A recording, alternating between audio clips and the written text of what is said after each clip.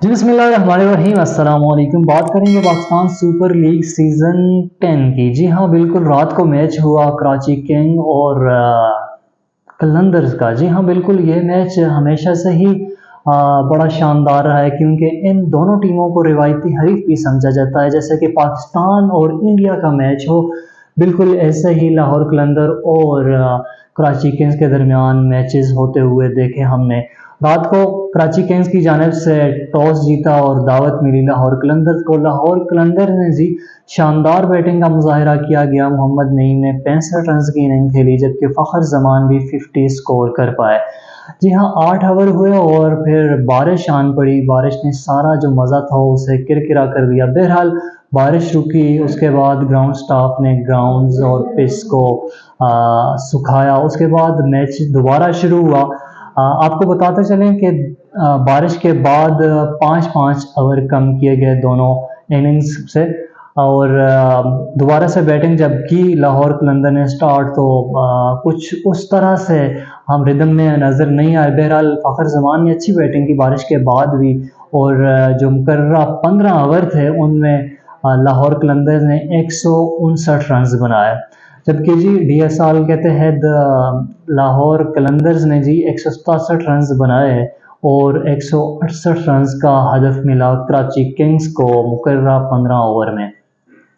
जी हाँ, बिल्कुल क्राउड बड़ा शानदार था क्योंकि लाहौर का मैच हो और लाहौरिये ग्राउंड में मौजूद ना हो, ये तो हो नहीं सकता। फुल जैम पैक था सिवाय दो इनक्लोजर के, एक इमरान खान और एक फजल महमूद का इनक्लोजर था, जिनमें कुछ सीट्स थी जो थी वो खाली थी। बहरहाल क्राउड फुल था। अगर बात करें अपने इनक्लोजर की जिसमें मैं मौजूद था तो उसमें तिल रखने की जगह नहीं थी। जी हाँ, बिल्कुल अगर आप पानी पीने चले जाएं या वॉशरूम चले जाएं तो वापसी पे आपको आपकी सीट बिल्कुल खाली नहीं मिलेगी। तो ऐसा मेरे साथ भी हुआ। बारिश से भी लुत्फ हमने उठाया। उसके बाद फिर फुल क्राउड हो और लाहौर का मैच हो, लाहौर को सपोर्ट करने के लिए सारी फैमिलीज, बच्चे, बूढ़े सब आए थे। शानदार उनकी जानिब से हल्ला गुल्ला भी हुआ, भंगड़ा भी हमने देखा, सब कुछ देखा। बहरहाल कराची की इनिंग्स का आगाज़ हुआ और टिम साइफर्ड और कप्तान डेविड वार्नर ने जी इनिंग्स का आगाज़ किया। डेविड वार्नर बिल्कुल मुख्तलिफ नज़र आए। उन्होंने शानदार 23 रन बनाए धुआंधार और उसके बाद वो चलते बने। उसके बाद जी लाहौर कलंदर की जानिब से अच्छी बॉलिंग का मुजाहिरा किया गया, लेकिन आखिरी जो 5 ओवर्स थे उसमें मामलात कुछ उस तरह से हैंडल नहीं कर पाई लाहौर कलंदर जिस तरह करना चाहिए था। जी हाँ, बिल्कुल आखिरी 5 ओवर्स की हम बात करें यानी कि 30 बॉल्स पे उन्होंने बड़ी मार खाई। जी हाँ, बिल्कुल 18 बॉलों पे चाहिए थे 48 रन। कप्तान शाहीन शाह अफरीदी आए और शाहीन शाह अफरीदी ने 21 रन खा लिए इरफान खान न्याजी से। उसके बाद सेकंड लास्ट ओवर जो था वो जाने माने हारिस रऊफ को दिया गया, लेकिन हारिस रऊफ भी 20 रन खा बैठे उस ओवर में। आखिरी ओवर में बचे सिर्फ 8 रन और उनके पास बॉलर था डेरिल मिचेल।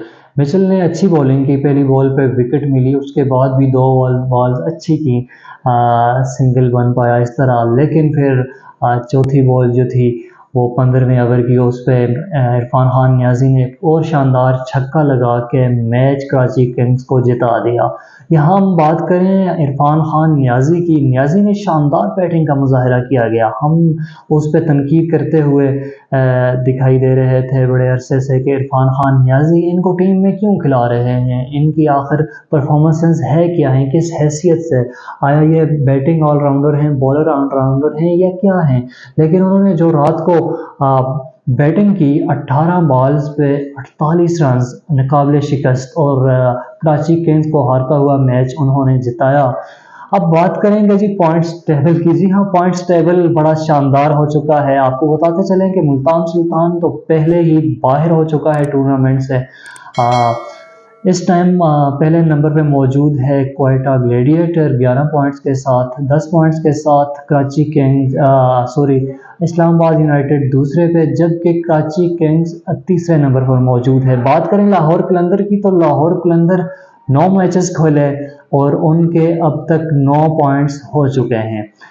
चौथे नंबर पर मौजूद है लाहौर कलंदर, पाँचवें नंबर पर पेशावर ज़ल्मी। जी हाँ, रात का मैच बड़ा अच्छा रहा उन दोस्तों के लिए जो पेशावर ज़ल्मी को सपोर्ट कर रहे थे, क्योंकि रात को अगर कलंदर जीत जाता तो फिर मामलात ख़राब थे पेशावर ज़ल्मी के लिए, क्योंकि पेशावर ज़ल्मी तकरीबन बाहर हो चुका था। लेकिन रात को जी कलंदर हारा, कराची किंग्स जीता, इसलिए पेशावर ज़ल्मी की उम्मीदें जो थी वो 40% से सीधी 70% 80% पे चली गई हैं। जी हाँ बिल्कुल, पेशावर ज़ल्मी 7 मैचेस खेली है और 3 जीती है 6 पॉइंट्स के साथ, 5वें नंबर पर विराजमान है। अब इंटरेस्टिंग सिचुएशन ये है, सूरत हाल ये है कि अगर पेशावर ज़ल्मी अपने 3 मैचेस में से 2 जीत जाए और ख़ासकर जो 9 मई का मैच है पेशावर ज़ल्मी और लाहौर कलंदर का, उसमें अगर लाहौर कलंदर को शिकस्त हो जाती है तो फिर लाहौर कलंदर बिल्कुल टूर्नामेंट से बाहर हो जाएगी और पेशावर ज़ल्मी प्लेऑफ के लिए क्वालिफाई कर पाएगी। तो यहाँ पे लाहौर कलंदर के लिए डू और डाई है सिचुएशन है, मैच भी है रावलपिंडी में।